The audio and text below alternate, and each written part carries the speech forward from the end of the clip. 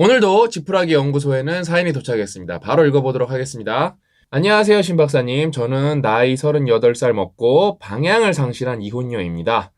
속은 너무 답답하고 누군가 툭 터놓고 얘기하고 싶지만 현재 그럴 대상이 없어 반 푸념, 반 하소연, 제 속풀이를 하고자 하는 글을 씁니다. 저는 30대 초반에 자녀 2명은 전 남편이 키우는 걸로 하고 모든 재산도 없었지만요. 위자료 등등 다 포기하고 제발 이혼만 해달라고 하여 소송에서 조정을 통해 이혼을 하였습니다.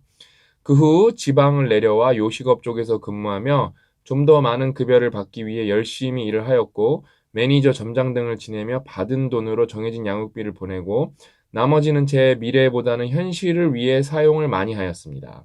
이때 재테크라는 걸 했어야 했는데 직원들 친목 도모를 위해 술 사주기 바빴었네요. 제가 너무 무지했지요. 그리고 2020년 연말쯤 일본 불매운동과 코로나로 인해 근무하던 일식당이 어려워져 퇴사를 하였고 또다시 식당에 취업을 하려던 때 제 지인과 엄마의 권유로 공인중개사를 준비를 하기로 결심하였습니다. 요식업이 거의 12시간을 한 매장에서 머물며 여자 노가다 수준급으로 일을 하였기에 언제까지 일을 할 수 있을까 회의감이 들기 시작했을 때였거든요. 지인과 엄마의 도움으로 공인중개사 학원비와 월세, 생활비 등을 지원받아 공부하였고 열심히 한 덕분에 1, 2차 동차 합격을 하게 되었습니다. 이거 쉽지 않은데 이거 그러게. 공인중개사. 기쁜도 잠시 부동산에 대해 1도 모르는 제가 자격증만 가지고 부동산에 취업을 했는데 기본급이 0원이었습니다. 아니 교통비와 식비는 제가 감당해야 돼서 출근을 할수록 마이너스였습니다. 1년여 동안 공부하느라 소득도 없고 양육비까지 몇 개월 밀려있던 터라 도저히 안 될 것 같아 건너 지인 소개로 기본급을 주는 다른 부동산으로 취업을 하였습니다. 거기선 처음엔 기본급 50만 원을 시작으로 현재는 150만 원 정도를 받고 있습니다. 현재 제가 사는 월세는 38만 원에 관리비, 통신비, 연금저축 10만 원, 청약 3만 원, 실비보험, 국민건강보험 그리고 세 군데 대출이자 등 숨만 쉬어도 고정비가 83만 원이 들어갑니다. 거기다 경조사 모임 식비, 생활용품 등을 하면 총 지출액이 160만 원 정도 되더라고요. 소득보다 10만 원 높네요. 음. 지출액이. 부동산이다 보니 겉으로 보이는 것도 중요하게 생각하시는 소장님이라 계절이 바뀌면 옷도 사 입고 신발도 사 신어야 하는 상황이네요. 그래서 양육비는 양육비대로 밀려있는 상태이고 이제는 양육비 소송까지 들어와 있는 중이라 부동산업을 함에 있어서 필요한 융통할 그러니까 돈도 없고 명의도 홍역 문제가 생길까 봐 이용할 수 없는 상황입니다.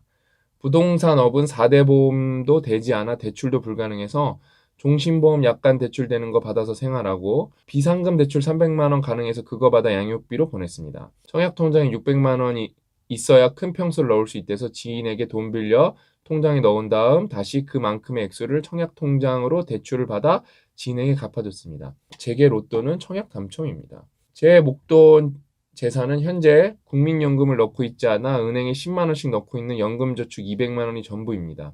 오히려 빚이 2,300만 원 가량 있습니다. 이 상황에 더 이상 부동산에서 근무라는 건 의미가 없을 것 같아 다시 식당 서빙 쪽을 알아보고 이력서도 넣었습니다. 주 6일 12시간, 휴게 2시간 근무하면 세후 240에서 540만 원 정도는 벌겠더라고요.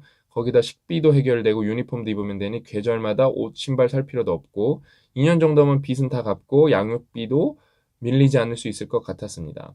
이 얘기를 공인중개사 권유했던 지인에게 얘기했더니 요식업 서빙만 해서는 한계가 있다며 지금 여기서 지면 끝도 없다며 1년을 그리고 고생해서 따놓은 게 아깝지도 않냐고 조금만 더 버텨보라고 우선 밀린 양육비를 빌려줄 테니 갚아버리고 부동산 일을 더 해보라고 합니다.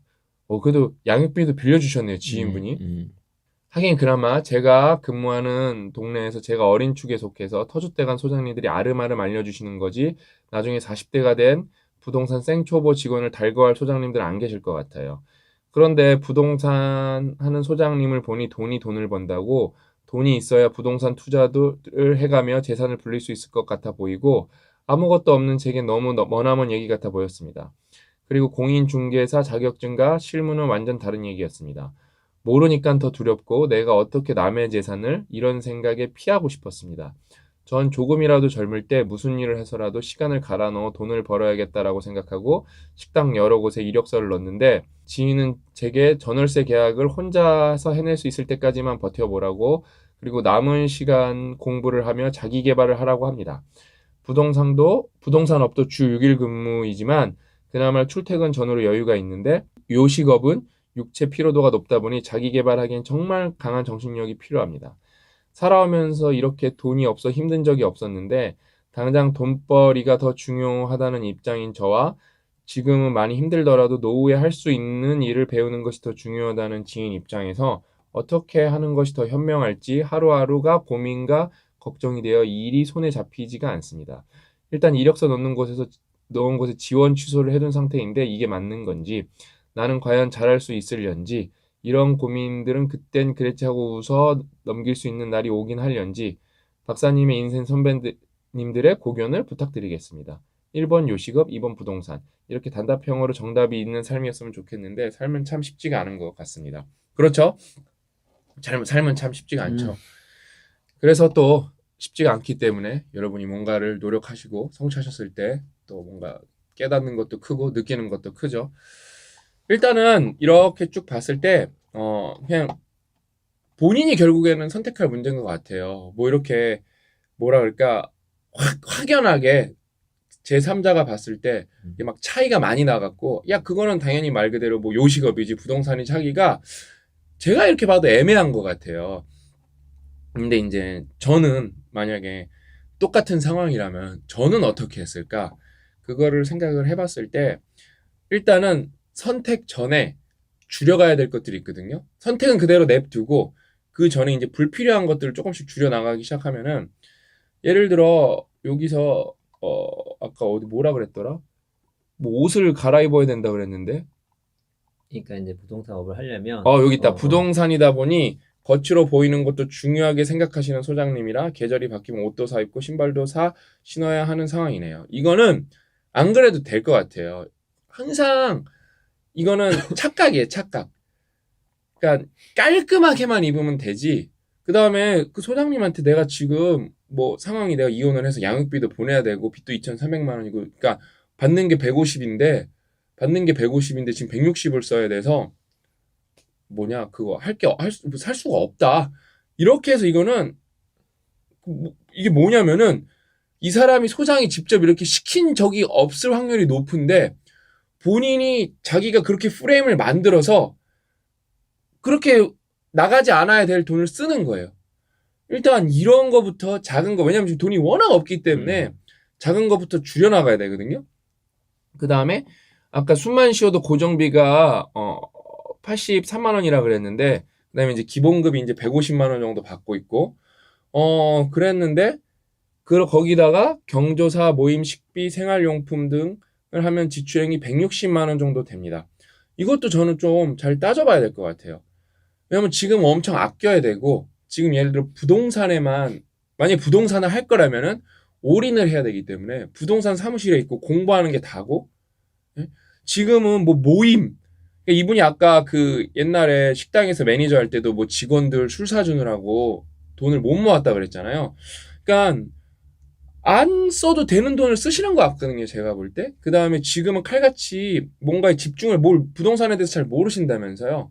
그걸 잘라내고 그거에 집중만 해도 될까 말까인데, 막 여기서 막 모임 그 다음에 경조사도, 네?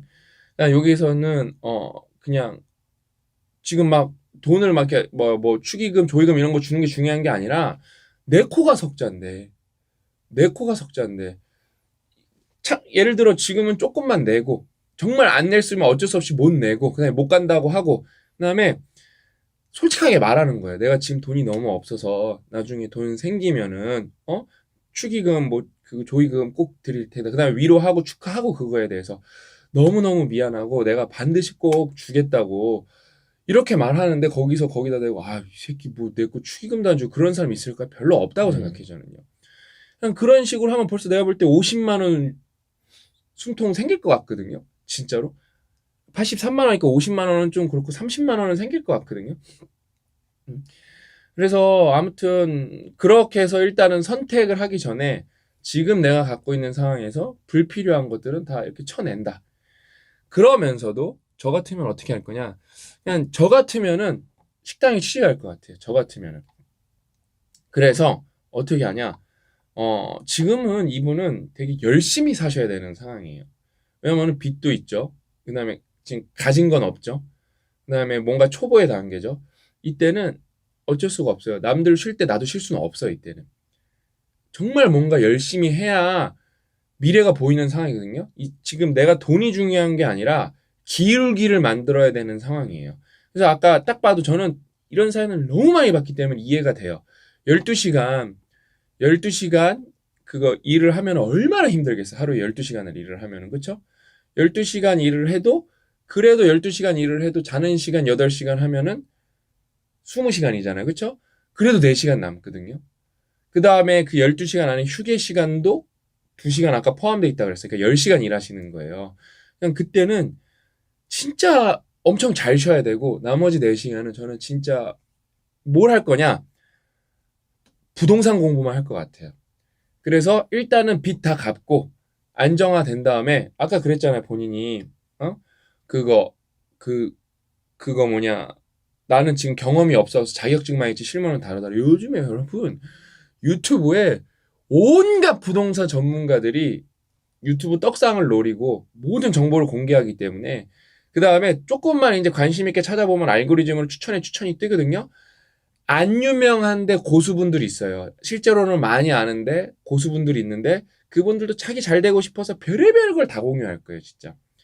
그것만 해도 저는 거기만 해도 일단은 초짜보다는 내가 뭔가를 계속 공부하니까 실력이 늘 거거든요. 그 다음에 진짜 제가 만약에 이분 상황이라면은 벗어나야 되니까 어쩔 수가 없어요. 무조건 주 7일 일해야 돼요. 나 같으면 어떻게 하냐? 식당이니까 일요일 날 쉬지 않을 거야, 내 생각에. 그러면은 뭐 화요일 휴무나 수요일 휴무 이렇게 선택할 거거든요. 나는 그때는 부동산 사무실 출근해, 나 같으면은. 야, 왜냐면은 저는 좀 그 빡세게 사는 거에 대한 좀 자신이 있어요. 그다음에 거기에 대한 좀 체계적 사고가 있어요. 그래서 왜냐면은 또 내 그 양육비 보내야 되는 거는 뭐 법적인 걸 떠나서 내 금쪽 같은 내 새끼들한테 보내는 거잖아요. 근데 그거를 본인이 이제 합의해서 그걸 이혼을 하신 거고 본인이 아이들 안 키우시니까 양육비 줘야 되는 건 팩트니까 그렇죠? 그래서 그것도 해결을 하면서 왜냐면은 이게 지금 너무 악순환이 심하대 이렇게 가면은요. 그 다음에 또 여기 이제 선배들한테 물어봐야 되는 게 예, 선배들한테 왜냐면 제가 부동산 업이라는 걸 모르니까. 근데 부동산 업은 딱 봐도 퍼포먼스 베이스잖아요. 그냥 이거를 그럼 본인이 꼬치꼬치 캐묻고 주변 상황을 해서 따져봐야 돼요. 따져봐야 되는 게 뭐냐면은 이게 그게 되는 건가? 진짜로 이게 뭐지? 내가 어느 정도 지나면은 평균이 여기서는 뭐 생각보다 의미가 없을 수는 있겠지만 그래도 내가 뭐 특정 시점에 얼마를 벌 수 있는 건가 이걸 따져봐야 되는데 뭐 이건 저는 제가 봐도 뭐 감도 못 잡겠고 이분도 감도 못 잡고 있는 것 같고 그 다음에 아까 제가 제 선택이에요. 이거는 뭐 오로지 제가 만약에 이분이었다면 어떻게 될지 그냥 시뮬레이션 해보는 건데 딱 그거예요. 그 다음에 식당업을 하면서 만약에 필요하면은 그 식당에서 정말로 열심히 한 다음에 그 사장님이랑 알바생들이랑 세팅 잘 하고 필요하면 중간에 그 휴게 시간 잘 뭉쳐서 나갈 수도 있거든요. 진짜 제 생각에는. 아, 휴게 시간을 어떻게 하려면 잘 뭉쳐갖고 저는 진짜 필요하면은 그러니까 파트타임으로 무보수로 일을 하면서 경력 쌓으면서 어떻게든 아까 전월세 계약 혼자 따는 거를 예를 들어 원래 내가 뭐 부동산에 풀타임으로 근무해서 뭐 한 달에 한두 건은 했다. 이러면은 저는 식당 일을 하면서 뭐 제가 현실을 몰라서 헛소리 하는 걸 수도 있어요. 짜투리 시간을 어떻게든 모으고 휴무 한 번 모아갖고 그다음에 필요하면 월급 좀 덜 받고 합의를 잘 봐서 그분들이랑 합의를 잘 봐서 부탁 이렇게 잘 해갖고 내가 지금 사정이 있어서 그런데 이거는 빼고 잠깐만 나갔다 오겠다. 왜냐면은 그렇게 해서 왜냐면 공인중개사 자격증이 있는 건 되게 큰 거니까 그렇게 해서 뭐 보통 한 달에 2건을 따야 된다고 하면 저는 6개월에 한두 건이라도 따보겠어요. 그거에 대해서. 한두 건이라도 따보겠어요. 그러면서 거기서 퍼포먼스 베이스로 또 커미션을 받겠죠? 그냥 저는 이렇게 해서 이분법적으로 1번이냐 2번이냐가 아니라 지금 1번이 더 현실적이고 2번은 더 미래지향적인 거니까 그걸 어떻게든 조합을 할까 그걸 고민해 보겠어요. 저는 뭐 오늘은 그냥 고개 끄덕이다 갈 것 같은데 네. 이제 그 거의 뭐 박사님 얘기에 공감을 하고 그거 같아요. 그 공인중개사 음. 여러 가지 직업 있잖아요. 근데 공인중개사 같은 경우는 특이한 게 뭐냐면 그 어떤 분야보다 소비자가 전문가예요. 그렇지. 여러분 아주 예를 들어 좋은 포인트입니다. 주식과 비교하면 주식은 최근에야 좀 인기 있었고 이제 주식을 투자하는 사람이 있지만 이렇게 주변만 하더라도 주식에 대한 지식이 정말 부족해요. 네. 왜? 이거 주식을 산 적이 없으니까 알 수가 없지. 근데 집은 다 어디든 살아야 돼. 전 월세라도 살아야 되는 거예요. 살 때 금액이 작지 않기 때문에 모든 사람은 공부를 하게 돼 있습니다. 내 돈이 크게 들어가기 때문에. 그리고 실제로 우리 대한민국의 역사를 보면은 또 부동산은 계속 올라왔잖아요. 투자 메리트도 상당히 있기 때문에 많은 사람 내가 원래 필요한데 투자 메리트도 있어. 큰 돈이 들어와. 자동적으로 공부가 되는 거예요. 이런 사람들과 상대를 해야 되거든요. 게다가 공인중개사는 뭐 자격증이 필요하지만 또 허들이 다른 자격증보다 높은 건 아니죠. 아니, 엄청 높은 건 아니죠. 엄청 높은 건 아니죠. 예를 들어서 뭐 고시처럼 높은 건 아니잖아. 그러니까 되게 많이 있단 말이에요. 그러니까 일반 자격증보다는 높은데 뭐 이런 고시나 그렇지, 이런 거보다 그렇지. 낫죠. 그러니까 경쟁자도 많은데 소비자도 전문가야. 그러면 보통 실력은 안 된다는 거죠. 그러니까 여기서 뭐 이렇게 보이는 거 이렇게 했지만 결국적으로 실력이 없으면 맡기진 않아요. 내가 큰 돈이 들어가는 건데. 역으로 실력이 있잖아요. 솔직히 이제 실수 효과라고 실수하거나 뭐 옷 안 좋거나 그게 더 실력이 있으면 더 부각이 됩니다. 그래서 이분이 냉정하게 자기가 이 공인중개사 하면서 잘할 수 있는지에 대해서 좀 심각하게 생각을 해봤으면 좋겠어요. 좋은 의견이시죠. 그래서 저는 지금 선택한다면 박사님 말 전심을 공감을 하는 게 뭐냐면 빚이 이렇게 2천만 원 이상 있고 이자가 있으면 이렇게 늘어나잖아요. 근데 지금 계속 늘어나는 상황이잖아. 이거 집중하기 힘들어요. 그럼요. 그리고 보세요. 여기 들어가면 이분 계산으로는 2년 정도는 빚은 다 갚고 자라요. 자, 그러면 이 일 4년 하면 어떻게 되죠? 플러스가 생기죠. 플러스가 생기잖아. 근데 여러분 부동산 할 때 본인이 부동산을 제대로 투자도 안 해보면서 알 수도 없죠. 근데 돈은 좀 있어야지 중저도 있어야 되잖아요. 그렇죠?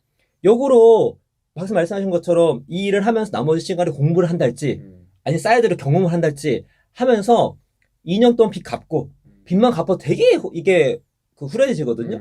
나머지 뒤가 또 열심히 모으는 거예요. 공부를 하면 되잖아요. 그래서 실제로 나중에 공인중개사가 아니라 다른 걸 할지라도 부동산 투자를 할 수 있기 때문에 그렇죠. 돈을 모아놓은 순간 기회가 또 생긴다는 거죠. 그렇죠? 그리고 지금은 빚이 있기 때문에 빚이 이자가 되기 때문에 나가는 거잖아요. 나중에 돈이 생기면 뭐죠? 자산이 생기면 거기서 수익이 나오잖아요. 그러면은 양육비 같은 경우는 이제는 4년 혹은 6년, 8년 지나면 거기서 나오는 수익으로 양육비 될 수도 있는 거고. 그러면 엄마로서 맞죠? 엄마로서 책임을 다하게 되는 거고. 그런 식으로 생각하는 것이 현실적이지 않을까? 그 공인중개사가 아까 거기까지 잘 말씀했는데 애매해요. 뭐 그러니까 일반 자격증보다는 훨씬 어려워요. 그냥 자격증보다는. 근데 이거 면허니까 중개 면허니까. 근데 이 면허치고는 또 갖고 있는 사람이 너무 많아. 그래서 제 주변에 공인중개사 만만히 봤다 떨어지는 사람 겁나 많이 봤거든요. 그래서 이게 애매해. 뭐 있어서 나쁠 건 하나도 없는데 열심히 해서 땄는데 왜냐면 그 뉴스 보면은 올해 공인중개사 응시자가 최다입니다. 이런 거 계속 제가 보고 있거든요. 그러니까 고 작가님 말대로 애매한 진입장, 그러니까 막 예를 들어 막 진짜 무슨 막 변호사, 변리사 이런 것처럼 엄청 진입장벽이 높지는 않고, 그다음에 근데 또 애매하게 땄으니까 또 아깝고, 그다음에 일반 무슨 뭐 기사 자격증 뭐 이런 거보다는 확실히 뭔가 메리트는 아니 있고. 공인중개사 자격증 없는 일반 고수가 너무 많아. 그러니까 이게 너무 부동산은 그러니까 결국 투자 관점에서 이제 중개 수수료로 결국엔 돈을 벌어야 되는데 이게 그래서 조금 애매한 판단을 하신 것 같은데, 근데 저는 고 작가님이라고 얘기하고 이렇게 들어보니까 저는 일을 하셔서 빨리 빚을 다 갚는 게 맞는 것 같아요. 그러면 아까 말 그대로 본인이 갚을 수 있다. 난 그거 보니까 2,300만 원 있었는데 2년 하면 다 갚을 수 있다 했잖아요. 4년이면은 3,000만 원 정도 모을 수 있다는 거잖아요. 그렇지. 그럼 그거 갖고 있으면은 이제 뭐 집은 당연히 투자는 불가능하겠지만 본인이 만약에 진짜 전문가라고 해서 지방에서 내가 똘똘한 뭐 집 한 채 같은 거, 똘똘한 오피스텔 같은 거 하나는 3천만 원 정도 붙으면 이제 갭 투자로 되거든요, 이제. 근데 그거 대신 갭을 갖고 간다는 건 리스크가 엄청 큰 거니까 본인이 뭐예요? 본인이 전문가라서 본인이 제일 잘 알아야죠, 그거에 대해서. 중개사니까 심지어. 그러니까 벌써 아까 본인이 했잖아. 뭐 이렇게 부동산 하면서 투자도 하면서 벌어야 되는데 본인은 들어갈 종잣돈이 없잖아요. 근데 그거 2년이면 4년이면 되는데 이제 그거 뭐 아직 뭐 나이가 뭐 엄청 많으신 것도 아니고 진짜. 그렇죠. 네. 그러니까 결국에는 근데 이거는 여기에 나온 게 전부가 아니기 때문에 항상 취사 선택을 하시면 돼. 우리 얘기를 듣고 쟤들은 저렇게 생각하는구나. 근데 나는 이렇게 가야지. 그러실 수도 있는 거예요. 그러니까 아무튼 좀 뭐랄까 막 진짜 막 죽일 것 같은 상황은 아니거든요. 그래서 현명하게 선택해서 어느 정도 가면은 제가 볼 때 이렇게 좀 뭔가 풀릴 수 있는 상황인 것 같거든요. 이거 아닐 수 있지만 원래 이런 촉은 대부분 신박사님이 하시는데 댓글에 그 공인중개사 현자 나오실 것 같아. 그럴 수도 있어요. 공인중개사 현자 나오셔서 맞아요. 워낙 정말 많아서. 저희가 뭐 그 업계에 있는 건 아니니까 되게 현명한 조언을 해주실 것 같다는 공인중개사에서 우리가 여기서 어떤 식으로 먹고 사는지 모르니까 그냥 우리는 상식에 근거해서 조언을 해드렸는데 예전에 뭐 감정평가서 하면 감정평가서 고수가 나오고 이런 식으로 나오거든요. 요거를 이제 또 만약에 운이 좋게 그런 분들이 해주시면 또 그런 분들 의견도 참고하면 좋을 것 같습니다. 아무튼 근데 아까 팩트 같은 거 있잖아요. 돈을 좀 아낄 수 있으면 이건 아낄 수 있어요. 내가 볼 때. 그 다음에 뭐 자기가 만들어낸 생각에 너무 갇힐 필요도 없다. 그런 거는 참고하시면은 바로 도움이 되지 않을까 생각합니다. 건강도 잘 챙기셨으면 좋겠어요. 네. 그래서 오늘 이야기는 여기까지고 저희는 또 다음 시간에 고약가님이랑 다른 사연으로 찾아뵙도록 하겠습니다. 또 만나요.